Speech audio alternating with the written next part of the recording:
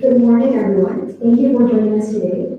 For this session, there will be 4 speakers: Zakaria Jones, Ayman Hasser, Azima Hassan, and Christina Samso. Today, they'll be giving a talk titled Next Generation Transactions, Future Insights in Payments. Stepping into the future of finance, where digital payments are more than transactions, they're gateways to a seamless, smart, and thrilling financial era. Envision a world where the currency effortlessly flows through the digital realm, unlocking possibilities with every tap. Today, in the session, they'll be answering questions towards the end of the talk. So if you have any questions, feel free to type your questions in the Q&A box, or you can ask the question at the end of the presentation. Without further ado, please welcome Zakaria, Ayman, Azima, and Christina. Hello, good morning. I'm Zach, a system designer at 3G Media. A quick introduction of my duties are I design, develop, and maintain current and new systems within the Pocket app. That includes the upcoming digital payment hub within Brunei. More on that later. With me are 3 LCB alumni, Christina, Ayman, and Zima. I think some of you may recognize them as they recognize you. I'd like to begin with an analogy on music. In the last 20 years, we've moved from CDs to MP3 and into streaming. I think you can see a similarity between that and money. CD was a physical object that you had to carry with you, and your options were limited to simply what was on that disc at the moment. If you wanted something else, you would have to either go to a store, go home, and swap CDs. Similar with MP3, your choices was limited to, even though it was hundreds, it was what was saved on that device beforehand. You still have minor limitations, even though few. But coming into the streaming era, you can listen to whatever you want, wherever you want, however you want, at the click of a button, as long as you have internet. That's the same with digital payments in the future. We want to make everything seamless and easy for you. Why? This is convenient and easy. How did it happen? The technology revolution. Now, moving into, next slide please. If anyone here has bought or sold anything through online shopping, subscribe to your streaming services such as media and music as mentioned, or use internet banking. This is where you go online for an app or a website and then see your accounts and manage it how you feel. Or use Pocket, for example, to make a cashless payment. You're already part of that digital future. You're already taking part in the future of digital payments.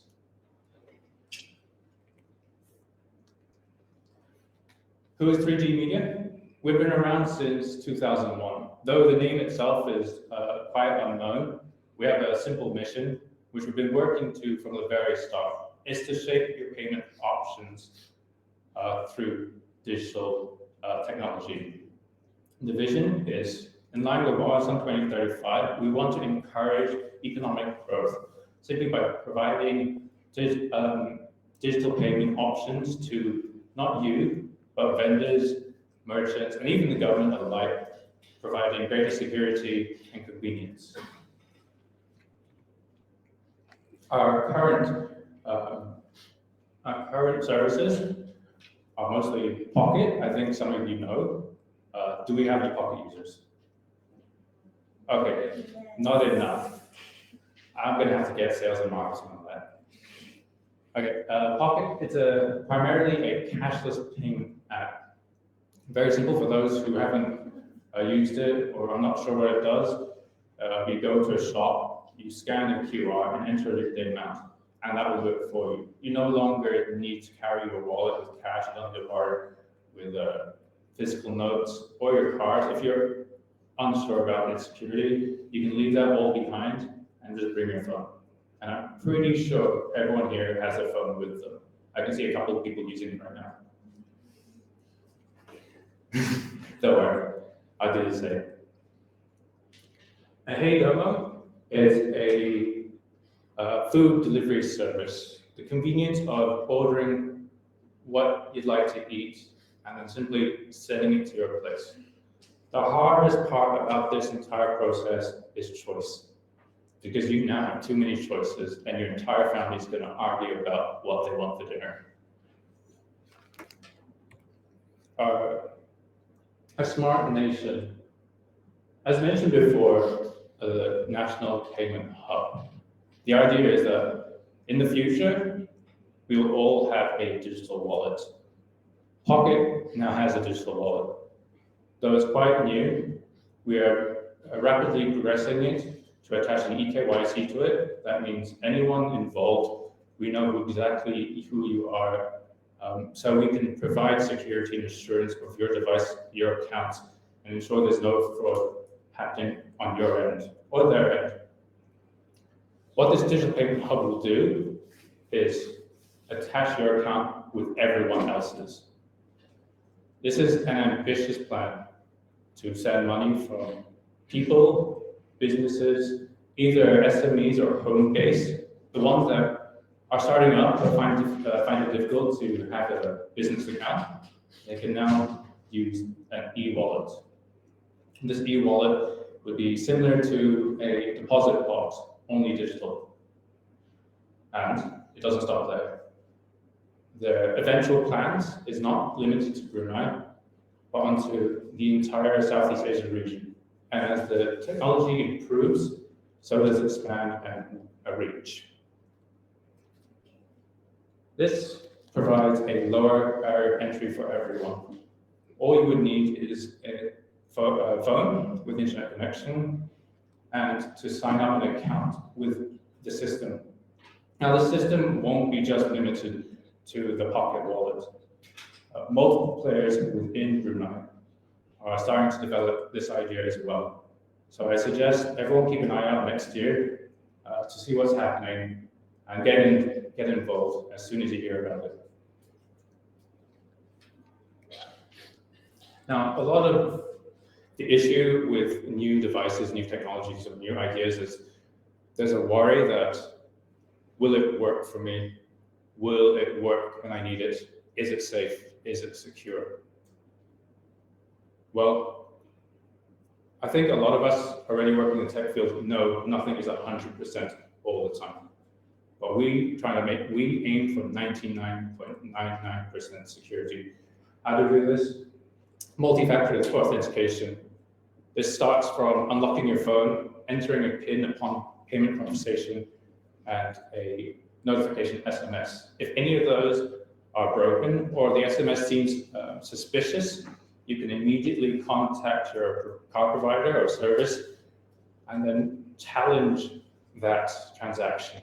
Say, that wasn't me, I didn't do that. And then they can help you avoid any problematic transactions straight there and then.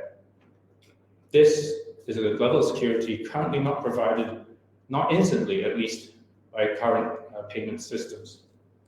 Now, tokenization, it's very simple. All data is encrypted and sent individually. A single piece of data isn't, even if decrypted by a malicious actor, is useless. For any action to happen, you need both sets of data, at least. Imagine two keys to a lock. A single key won't do anything for you. Monitoring and record keeping. Because it's a digital age, it's very simple to keep track of everything. Now, any action you take, any action that will happen, either from your side, your friend's side, or the merchant side, that action will be notified. Why do we need this? It's to prevent fraud. It's so we can keep track of any suspicious activity if it does happen, and If we feel like there's something going on with your account, we can notify you ASAP and say, was this you? We just want to make sure. And finally, removing human error.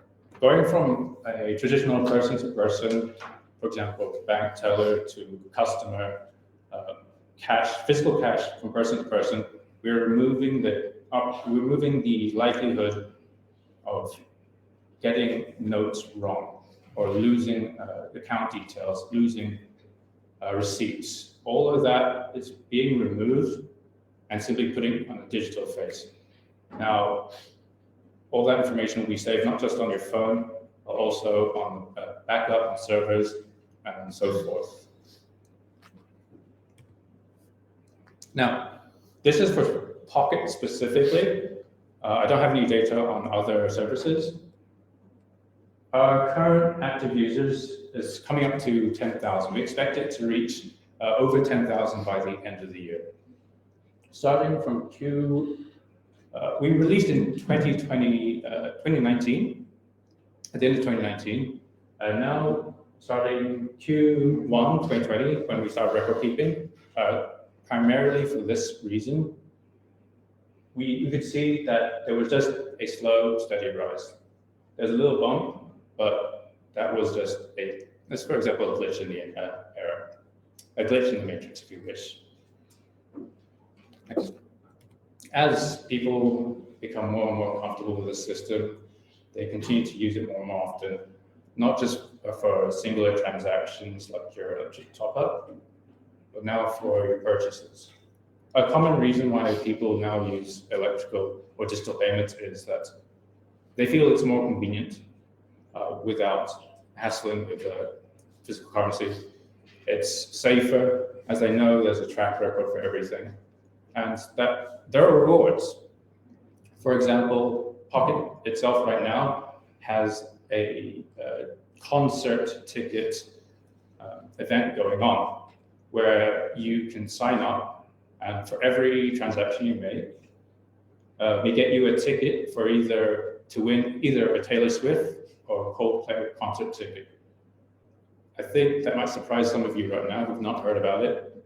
So please, if you want to go, take a look, find out.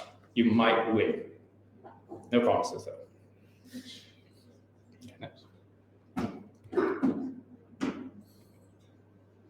Now, imagine a future where we're cashless, as in everything's digital, no physical item whatsoever. At the scan of a QR, you can make any payment quickly and conveniently. At the tap of a button, you are now connected to all your friends and family. You can send your money without any additional charge to you instantly. You can even send it to your own account without hassling about bureaucracy or extra fees.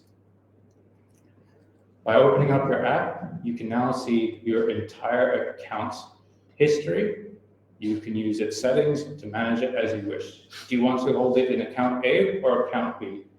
Do you wish to go on a holiday and use the free services and rewards in account C?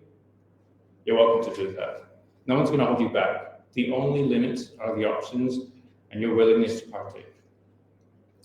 And finally, this will completely change how you see money in the future. Is it something you go with? Well, mind you, most of us are Gen X and Gen Z, correct? We already have a different view than our parents on how we look at money. I believe most of us don't even go to the bank anymore. The last time we went was simply to open the account. From that point on, when it came to paychecks, we sent it directly to the accounts. And when we want money, we either go to the ATMs or you scan the QRs. That's it. Now imagine even more freedom than that. That's a future I'd like to see. And I think it's a future that's happening right now. Next. Now, speaking of growth, I'd like to invite my colleague, Christina. She'll share with us her own personal growth within 3G Media and how I helped better shape her as a person and developer. Without further ado, Christina.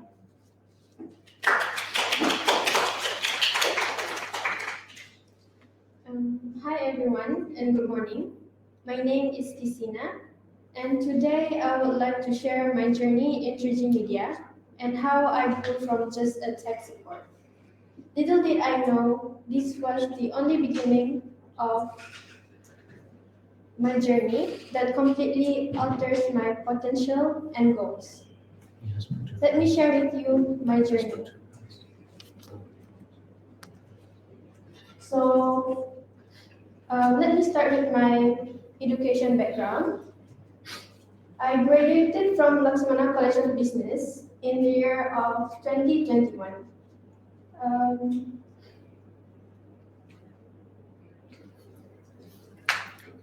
uh, I took the course of I took the course application development in computing.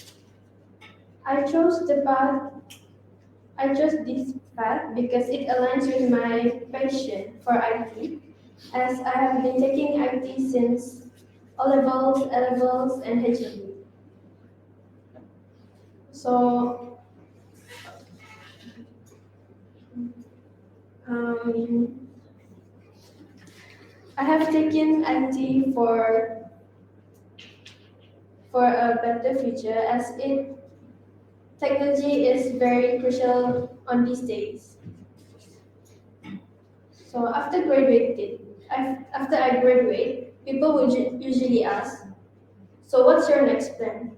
And I would always reply, "A job that is IT related." So mm, I have applied to a lot of companies, but they have rejected me because I did not meet their requirements. But when I applied to 3G Media, I get an interview because I applied as a developer. During the interview, I tried my best to show what I knew, but I honestly told them that I don't want any programming or developing position because um, I was overwhelmed by the requirements. So they offered me the position of a tech support. It was interesting because the position is new, and I would be the first person to be in that role. So in January 2023, I started to be the tech support in 3G Media. I mainly do documentations and reply to any inquiries from users and merchants. I will usually handle disputes, issue, or any any frequent questions from users from Heidomo or Pocket. And I started to do documentations on kiosks, so other colleagues can know how the kiosk works and to know what is the workflow. Fast forward to April 2023, I started to dive into the position web developer, as it is not um, it is out of my comfort zone, so it is a new thing for me. Being the web developer in 3G Media, I start to do front end and become the web developer. We have to liaise with other departments also, such as marketing, UI UX, to meet some of their specific requirements.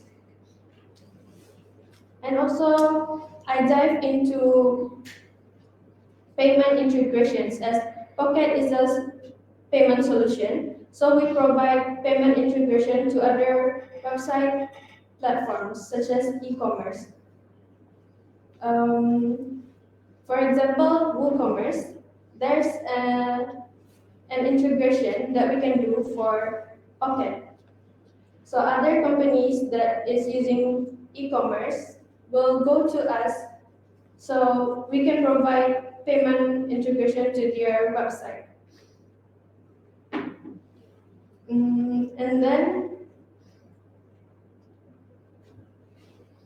you will not be just a tech support. If your position is tech support, you can be whoever you want as long as you able to show and do it to the company. Because within the company, you can be whoever you are as long as you make an effort to it.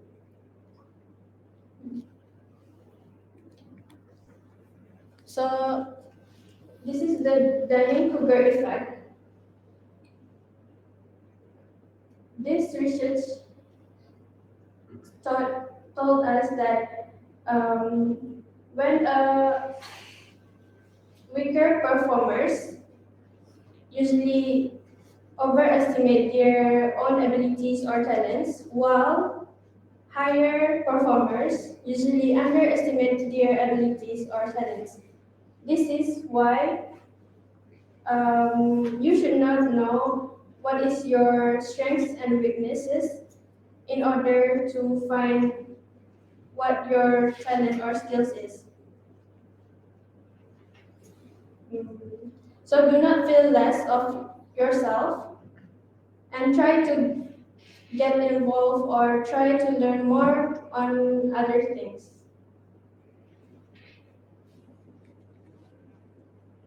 So my passion is what brings me here. As I grew from tech support to web developer and to payment integration. Doesn't mean what you are, what your position is, defines what you are. So what I'm saying is you can be whoever you are and let them know what your skills are.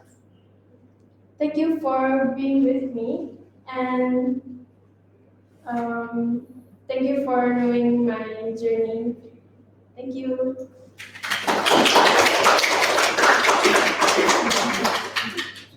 Thank you for that honesty and bravery, Christina. I'd like to reiterate the message that it's never too late to get involved, and that if you're willing to change and adapt, you can. You can move into the future with us. I'd like to call on my next colleague, Ayman. He will share his insights on the valued roles within the industry and the opportunities that are available. Please, Ayman.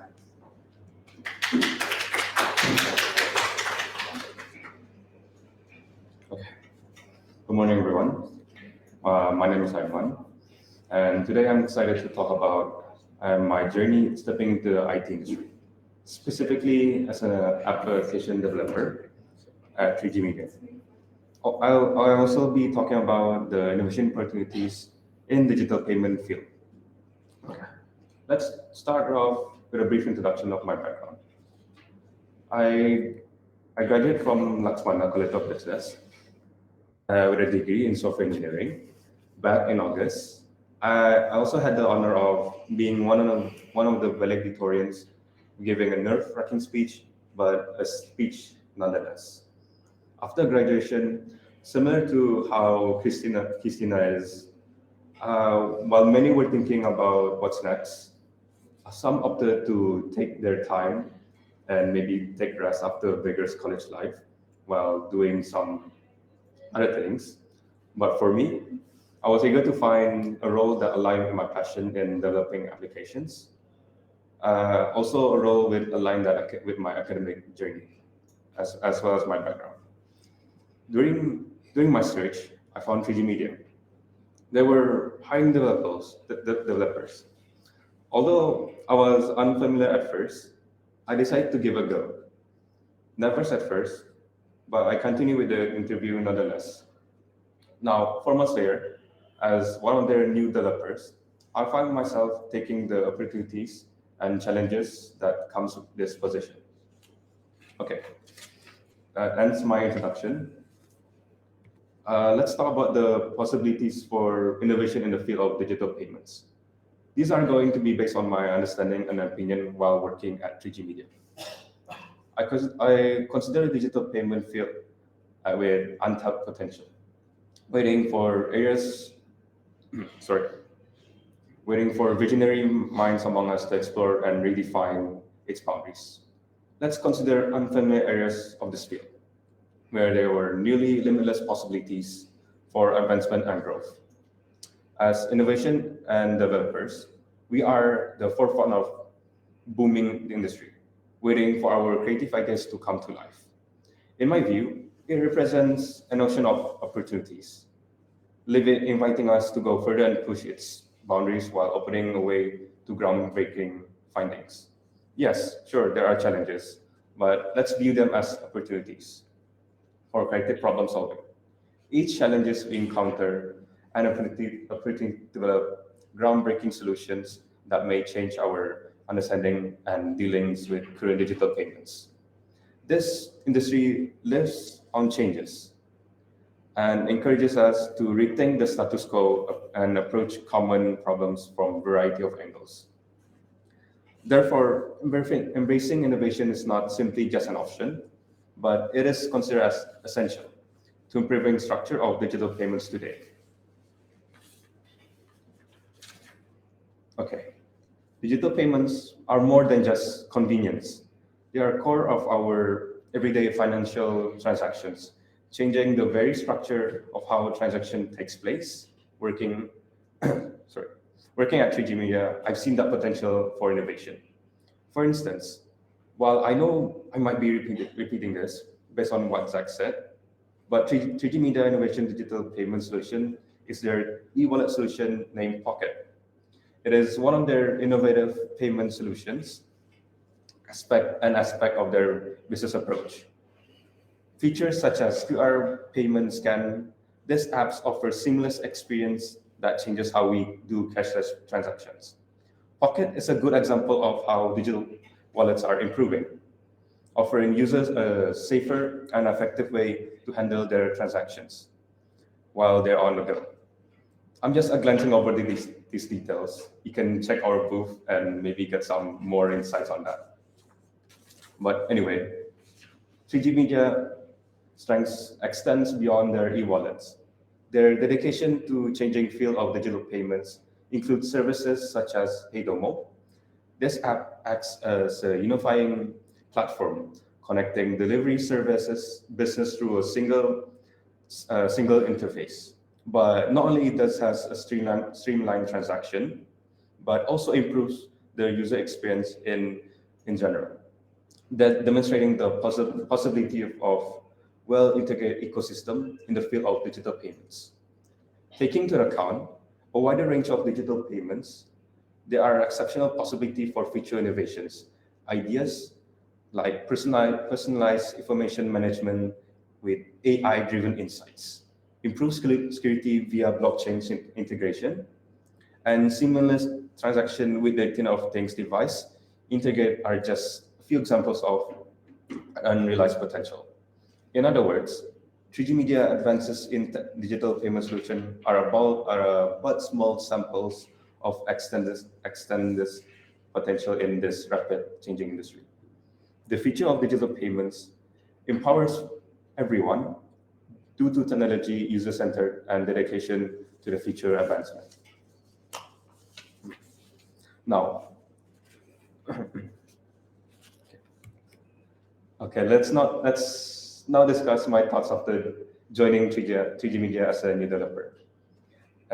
This would give you guys a few insights for someone that wants to join this kind of industry, and maybe give in what I've been doing to. To sum it up, I've had a great experience and I've learned more since joining. My main task as an app developer at 3G Media involved developing digital payments applications such as HeyDomo, point of sales, and recently Ingenico machines or terminals. I was at first unfamiliar with the experience since it is my first time doing this kind of stuff. but I eventually grew familiar with it. Large due to our encouraging and welcoming work environment as well as my coworkers.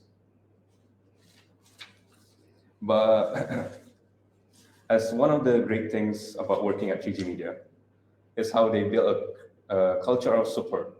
This is especially helpful for someone like me, and I really appreciate it.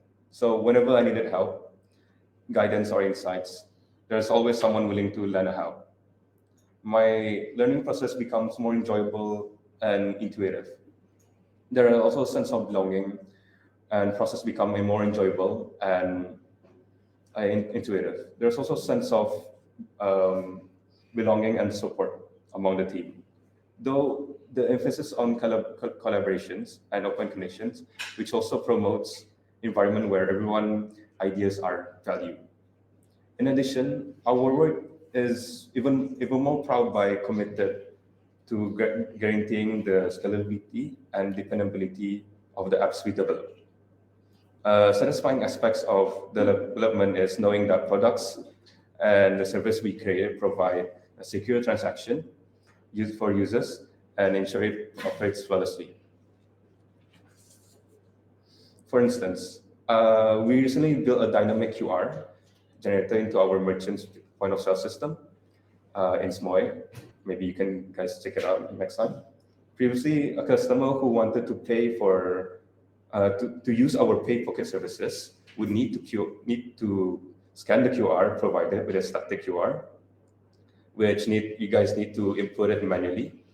Now with the dynamic QR, you can just simply use the QR scan and on the dynamic QR scan, and would automatically place the QR price based on the item you selected. As a side project, I also create a time tracker app to use so we can keep track on extra records outside of our regular work days. With this time tracking app, after noticing some of us would go a long day of work and then continue working outside the office hours, I decided to help my coworkers by using this app to track their times outside their work time. This is a good thing because it would make some exceptional stuff if you guys were to do extra work, then come a bit late to work, and it just helps that we would make things more easier for developers that spend their time hours and hours working at home without any work time. So, in conclusion, cooperation and innovation are essentials parts of digital payments industry. Diverse roles, including programmers, developers like us, and entrepreneurs greatly contributes to collective effort, shapes its ongoing future. Whether seasoned developers, professionals, or newcomers such as myself, every person can contribute to its innovation cycle and defining feature of digital payments. Thank you. That concludes my talk. Thank you.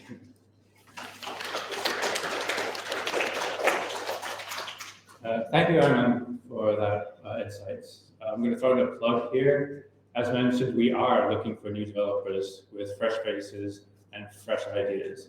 So if anyone's wondering what to do after the lectures, and you've graduated, please visit us at our booth in the bazaar at the left. Sorry guys, should have warned you. We often forget that the digital future is more than just numbers and hard logic. It's more than just code. There is a human touch.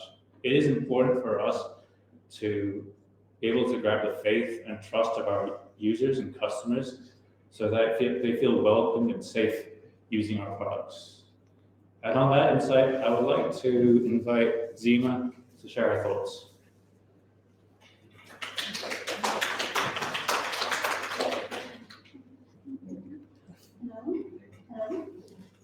Well, good morning, everyone. My name is Azima Hassan. I'm the UI UX designer for 3G Media. And as you all know, the IT industry is obviously coded based, developing based. But actually there's another type of career that you could actually pursue at, which has creative thoughtfulness in creating UI UX design. What is exactly UI UX design? For me, it's simple. UI, you see, I. So it's the first thing you would see in an application or a web development. So for the user experience, the X in the UX is actually like a hub, like what you feel when you see an application or a website. So that concludes what UI and UX actually means. And for that, actually first impressions of web development or mobile application is 94% actually design related. And that's what I pursued as, because even though I graduated in 2019 in Laksmana too, I wanted to pursue something that is actually creative based. So it's not exactly coding based. So if you're into that, there are actually ways for you to be in the IT field as well.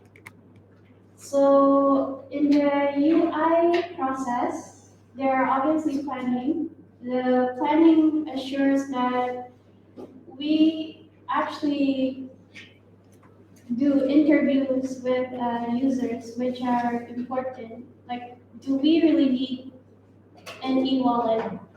Because in this generation, what we actually had in mind are cashless years where you don't have to carry your wallets. You just have to carry your phone. And let's face it, that most of us have our phones right now with us. So that is our solution. Our solution is our e-wallet, which is called Pocket. And by observing, sometimes we, us as human, we forgot to bring our wallets most of the time. So that's also why we create Pocket, because it's easy. You grab your phone from your pocket. That's why it's called Pocket. And you just scan a QR to pay the merchant. And then what we do is also this thing called data analysis, where like the charts you guys saw earlier in Zach's slides. That's the data analysis that we do, and the user experience surveys. Even though we actually create like a user interface wise is okay, but is it okay the experience based? So that's how we plan our things as UI UX. And what I like is this part of UI UX where we explore on things, because like I said, we thought like codings and developing is the IT ways, but actually there are more towards that. This is the human touch where we sketch and design our drafts, what we want to do. And the thing about UI UX is that you have to have deep empathy towards our users, towards our developers too, and also marketing. And after that, we simply design things like just like Google. Why you use Google is that it has like an inviting and easy to use interfaces, and the experiences are very, I would say, positive, and that's what we do in the design process. You need to know the design principle, where in Google it's red, blue, green, and yellow. And the design system, because it's either website or mobile application, and the looks and feel. Do you want it to be cute? Do you want it to be clean? And that's exactly what we designed for. And after all those design process, we actually have high fidelity UI where we need to do this for the developer side. And obviously for the prototypes where the user can sometimes prototypes are mostly towards gaming application where they use alpha beta testings for the user, and those are the prototypes. And for the control, what I would say as a user interface, user experience designer, I would give it like a 5 seconds testing. 5 seconds testing is that you give the user the application or the website. Do they know in 5 seconds what they're supposed to do in the website? So that's the 5-second testing. For the usability testing, there's a lot of types of usability testing where we give like the user how to use the application or website, and if they could use it, then the usability test is positive. And for A/B testing is actually prototyping as well, where we actually create 2 types of interfaces and where people lean towards more.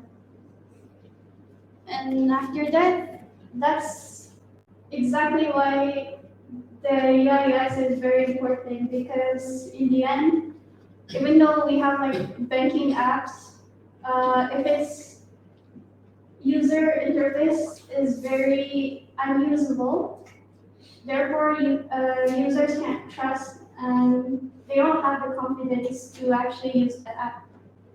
So that's also one of the cases. Also, we want to simplify the user experiences as well. Like you don't want to go, let's say, shopping website to click on different apps to purchase on anything. So in Pocket, we actually made the button easy, where you can just click one button and just scan the QR, and you just pay the merchant. And then the enhanced financial decision making is very important, because with good UI, good UX, just like Pocket Wallet, it's like a reach of Pocket, and that's why it's easy for them to financially, decide to use the app. And for the mobile accessibility, not everyone has the same accessibility like other people do. So it's very important because, like I said, not everyone has the same accessibility. So we sometimes have this where you could enlarge your text, and then it could read out loud what the text are. And for the compliance and accessibility, it also interacts with the mobile accessibility, where it's good for people who don't have the same access as we do. So this is actually the UI and the UX for Pocket. The UI is very simple, but you can't really see it that well. But you can just click on scan or add card, and that's also giving you the user experiences and like sustainability. That's what we're going for Pocket. Convenient too, and very secure, and very very simple as well. So that's also why it's important for us, UI UX, to be involved in every department is also because we're interlaced with marketing and also the developers. That's why I would say this UI UX, you really have to have empathy to have this job. This is our Instagram pages, the 3 Instagram that we did for Pocket. This is also Heidomo. We approach Heidomo as friendly, cute, and simplified because you don't want to deal with like your orders very complicated. So we simplified that, and it's also cute to approach. That's also the Heidomo marketing side as well. And what I learned from PG Media as a UI UX designer is that you, as a developer or as a designer, you can't just think that just because a design is very simple or a design is very out there, that it's very aesthetically pleasing, but it's not usable. You have to empathize with the actual users where the real users are. So even if you create something beautiful, it's very complicated to say that it's just for it being beautiful. Yeah. So I would say UI UX is like going on an adventure where it is a very huge scope.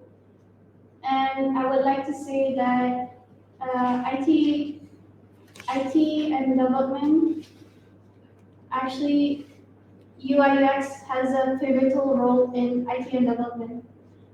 So I would like to say stay curious, be adaptable, and enjoy the creative process as you evolve in your career. Thank you.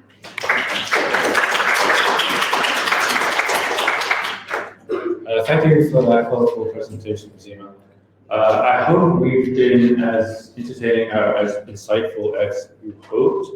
I'd like to open up the room to a Q&A session. If you have any questions for myself or my colleagues, please feel free to ask away.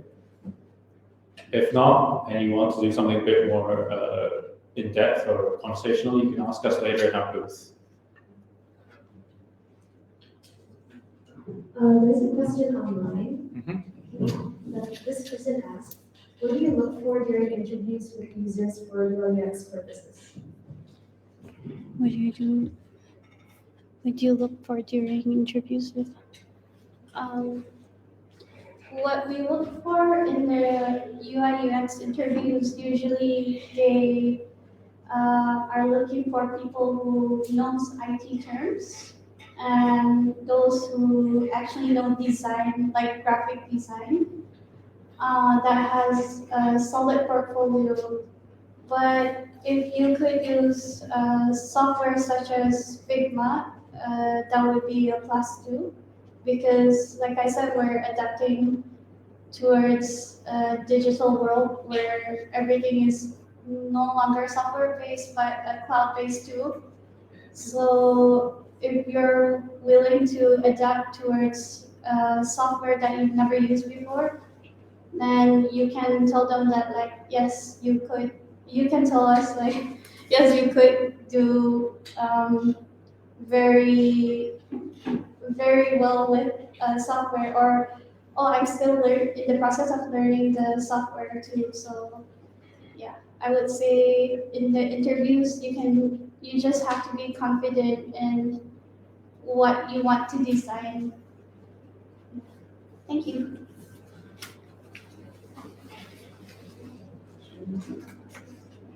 Yes, sir. What's the tech stack like? And I guess also like what's your hosting? You guys self-hosting, or you just curious? Pardon, can you repeat that? Your tech stack. Tech stack.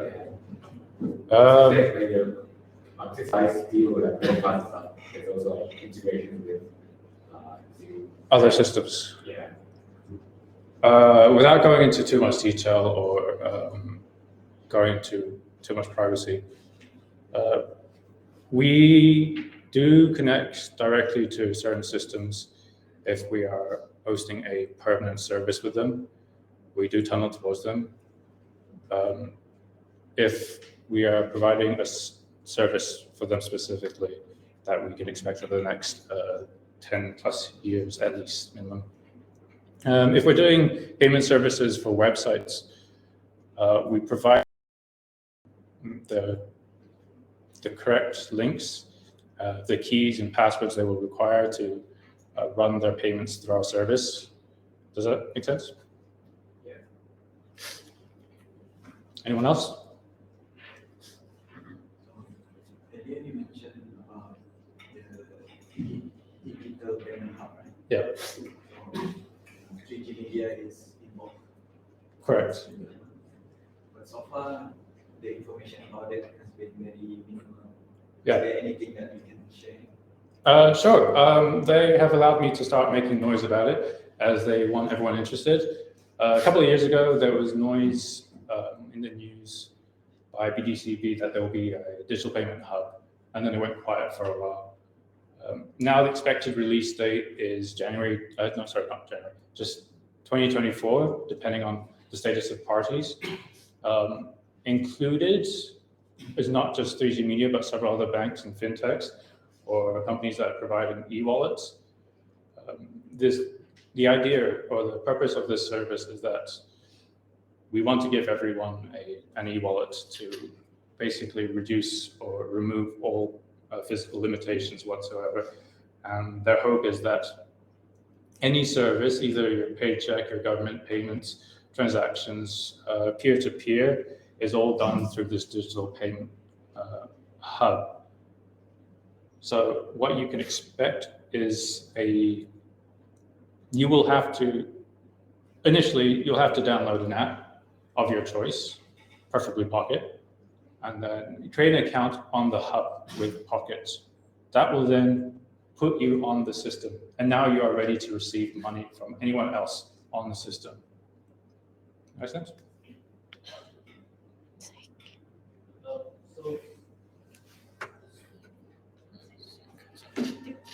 So that means there's a interoperability between the different banks, like IWK, so you just need one and the one workbook, and like work for all. Yeah. Eventually, there is a standardization of QR that will be happening in the next year. And the idea is that if the merchant or the business is on the system as well, which we will be encouraging, we'll be pushing our merchants to join. That means if anyone on the payment hub can access you. Anyone else? I'd like to answer questions for students because everyone else should make questions. If it's extensive, because we only have like 10 minutes left. From Ms. Azima, I have some questions. I have like basic understanding of UX. I'm using the app called Marvel to do my legal support types. I use it for my projects and stuff. Do you think that if you ask you and you can show him or her the portfolios that you did this with projects, do you think they will accept it? If not, then do you think it's possible that you can eventually give me certification that, oh, I did this certification on those exercises? Yeah, 3G Media actually encourages their workers to have certification, but it doesn't mean that like without certification you were to provide any, but it's a plus. And as for the software used, we are not limited to like one software. So if you show any interest in like different software that could be used and that could potentially bring Pocket up to its game too. We welcome you to get the interviews to notice like the software that you use comfortably. The thing is, I'm still working that maybe I'm not really that sure about Figma yet, but We're not really limited to Figma only, but yeah, I'm just saying that if you have a software that you're more comfortable with, yeah, we're okay with that too. one question when you said that during you do like let's say you during town hall you said you develop an app which track people's working hours, right? Also outside. It's outside the office hours. Oh, okay, sorry, because I remember there was one company, I think you really know the company that developed an app, a software where they track people's like working hours, or those who work all the time will see will compensate with some payments or whatsoever, right?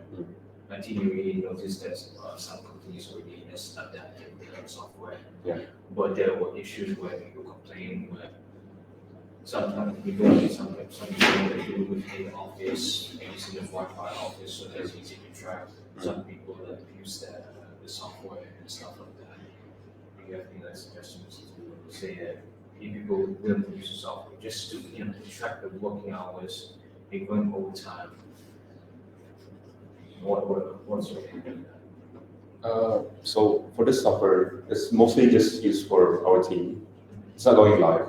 It's just for the use of our team. So the basic time tracking to track our work time outside the actual office hours. That's just most of it. It's not level. It's not level cap. It's just the use of our team. Oh, it's really team. Yeah, it's not going live. It's mostly used for developers and tech teams. Do you think we see in the future where they put it like as mandatory for companies to check all the work hours so that they can see, okay, this guy worked more hours than this amount, something like that? That's up to finance, not us. Yeah, mostly just that's up to finance. On a side note, that in the industry in general, that people know tech normally work extra hours or beyond office hours. So there is some leniency when it comes to office hours. The main priority is, can you get your work done? Are you on time? Are your projects progressing as intended? As long as you don't abuse the more flexible hours that we are given, it should be okay. But then, like today, we're taking this entire Sunday, and then this would be one of those time tracking projects. Yeah, and I have like two more questions from the side, if you don't mind. I understand that e-wallets is it's a new concept. In COVID-19, they actually accelerated usage of e-wallets when people can't go out and get a pay everything online and stuff. I know there are some risks. I know that not 100% very secure. I understand that fact. But it actually creates a certain gap because I also do like e-wallets as part of my thesis last year. And one of the things I find is that yes, they still there's issues, but another thing I found out based on my conclusion is that you actually created a gap, an existing gap between those who are not illiterate digitally and those who are digitally, those who know digital and those who doesn't know digital. And not only that, you're also affecting the age group. Some say like younger generation is so involved in technology, say I know how to do these things as a young person. But those who are in the older generation say it takes some time for them to pick up some stuff. And you said, oh, I don't know how to use this application now.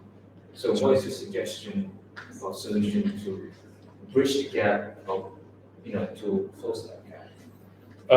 Yeah, I think it's the responsibility of everyone, of all service providers, to inform, in a sense, the public of what exactly it is. It is our responsibility. We can't expect you to jump onto a new system and instantly know what it is and how to use it. Now, as you mentioned, the younger generations are more tech savvy than the older generations. So there should be an extra process specifically targeted at the older generation to at least have them understand what's going on. And we don't expect this change to happen overnight, but we expect change over the next few years. Instead, we're saying we have this opportunity now, let's take advantage of it. And if you feel like you're ready, come in. Last question. I think you already heard about this news maybe months ago where Elon Musk was transformed Twitter, now it's called X, into everything apps into voicing China WeChat. Now, I think some people say call Elon Musk's idea of turning X into everything app. But if you look at how they do in China, if you look into the future, I think it's very simple because WeChat used to be, like WhatsApp now. Yeah. It is like messaging with friends. Now it's becoming like, oh, I can, if I want to buy a bus ticket, I can use this app. Pay my stuff, I can use this app WeChat. So you see that in the future, maybe. I know that Pocket is still a clean payment platform. It's paid and it's easier to send time. But you see it in the future where this payment platform will turn to like beyond the goal, turn into like something similar to the chat. Yeah, we already have some projects lined up to extend the Pocket's usages and the types of services we provide. So yeah, and we would like Pocket to be, if you need anything, any service that has the potential to be digitally paid for, we want Pocket to be involved. And I don't think it's just Pocket with this idea. I believe multi-members, multiple participants in Brunei are also interested in getting involved. At least, if not being a one-stop for all, having a sister product that will provide that service for you.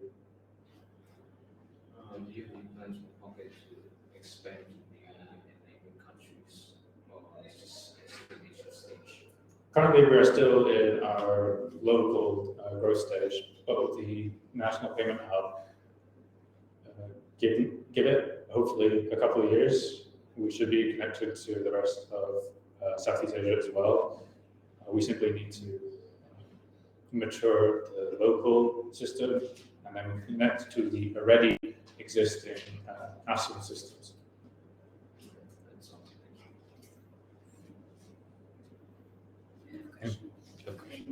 We have a couple of online questions. Does my bill payment require MOF approval? If yes, how long does it? No. Oh, well. Okay. About Pocket integration, is there an option for custom API webhook? Currently, we can use multiple web service hostings. As for the UI primarily will be on your side. The link will take us to a Pocket bill page. This one is not customizable at the moment. But your web hosting services, your website, are under your control.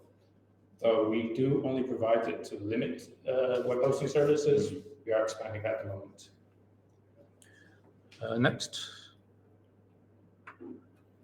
question is, we have a web, sorry. Does my bill payment require MOF approval? And if yes, how long does it take for the process of approval from MOF for 3G Media to have Pocket and HeyDomo to have digital payment process? Yes, there are licenses. Yes, we do have it.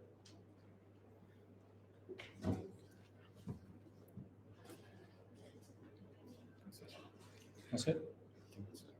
Final questions we have for webhook for e-commerce at the moment. Others? Oh. Anyway, any questions, final questions before we end the session? Oh, we passed our time. Yeah, if anyone has any more in-depth questions or just looking for a chat, we have a booth upstairs from the back left corner of the room. Please visit us. We are, like I mentioned, looking for more developers, more people to join our team. I'm sure you guys have better ideas than us sometimes. In fact, I'm pretty sure you have better ideas than me. Anyway, thank you all for listening. And goodbye.